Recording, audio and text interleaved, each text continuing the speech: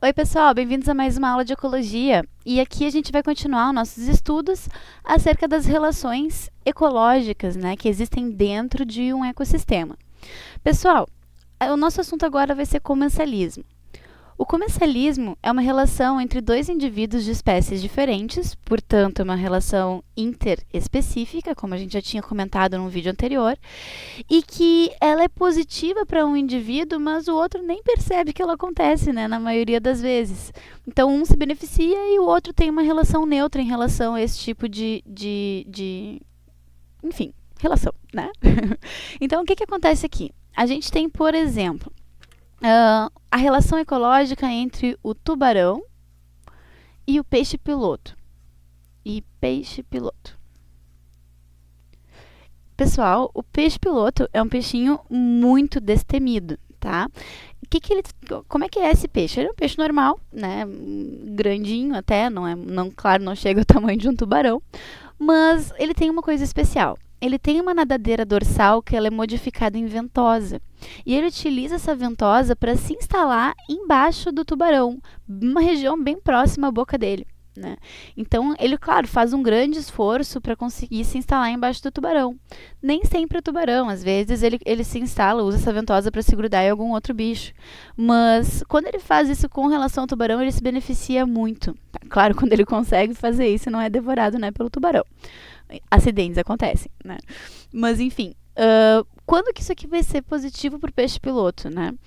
O tubarão, pessoal, vocês sabem que ele é um grande predador, né? O corpo dele é projetado, evolutivamente projetado, digamos assim, para o cara ser um predador. Eles são excelentes no que eles fazem, né? Então, inclusive são animais que eles têm uma grande demanda metabólica, então por isso eles precisam de muita energia para conseguir se sustentar. Então, o tubarão é um bicho que, né, ele está sempre caçando. O peixe-piloto, ele se aproveita disso e se gruda embaixo do tubarão, porque daí quando o tubarão ele for caçar alguma coisa, comer algum peixinho, invariavelmente vai sobrar algum pedaço de carne para o peixe-piloto, né? Porque vamos combinar que o tubarão não é nem um pouco delicado, né, e elegante ao se alimentar. Ele arranca pedaço mesmo e sobra pedaço de carne para tudo que é lado.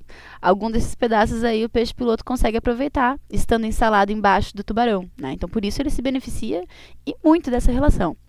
Já o tubarão, pessoal, ele nem percebe, né, que o peixe-piloto está ali. Até porque ele tem um revestimento diferente dos outros peixes.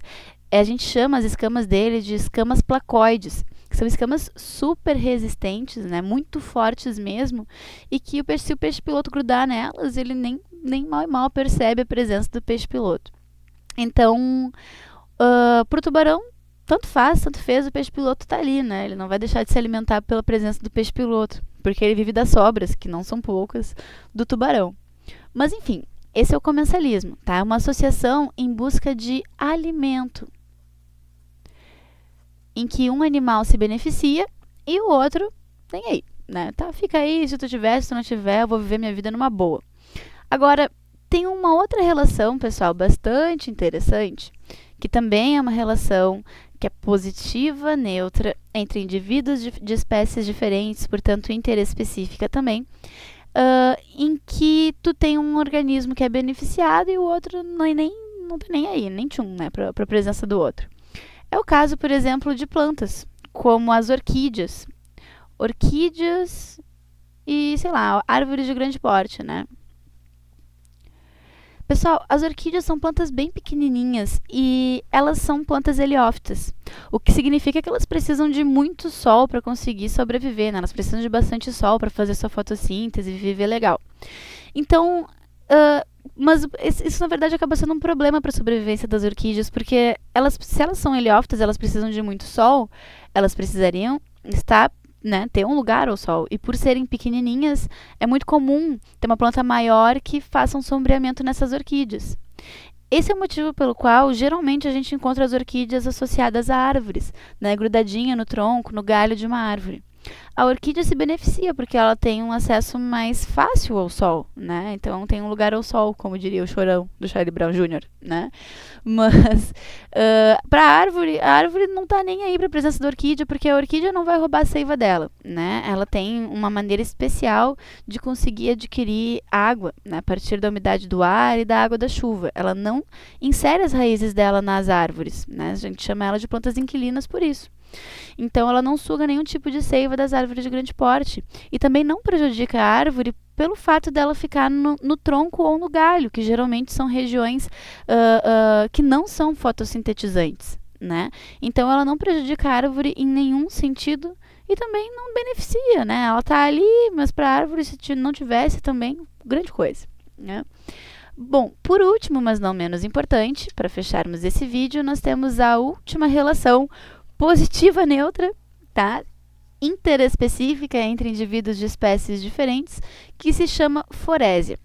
Bom, só para deixar bem claro aqui, o comensalismo, pessoal, antes de eu iniciar a forésia, o comensalismo é uma relação positiva neutra em busca de alimento. O inquilinismo é uma relação positiva neutra em busca de estabelecimento. E a forésia é uma relação positiva neutra em busca de deslocamento. Eu acho que essas são as palavras-chave para vocês lembrarem depois na hora de estudar qual é a diferença entre as três relações. Esse aqui, o exemplo mais legal que eu tenho para dar para vocês é o da craca, né, que são crustáceos, né, e, sei lá, das baleias, tá? Assim como uma baleia, eu poderia ter, sei lá, tartaruga, qualquer coisa, qualquer bicho, né? A craca é um animal que ela consegue se fixar muito bem sobre outros animais, na casca da tartaruga, no couro da baleia, né? E esses animais, tanto a baleia quanto a tartaruga, não percebem a presença da craca. A craca não faz mal nenhum para eles. Mas a craca se beneficia pelo deslocamento, porque sozinha ela não teria capacidade de chegar tão longe do que quando ela estivesse associada a algum desses animais. Então, por isso, pessoal, a gente diz que a forésia também é uma relação positiva neutra. Forésia é em busca de deslocamento, inquilinismo é em busca de estabelecimento e comensalismo é em busca de alimento. Certo, meu povo? Beijoca para vocês e até!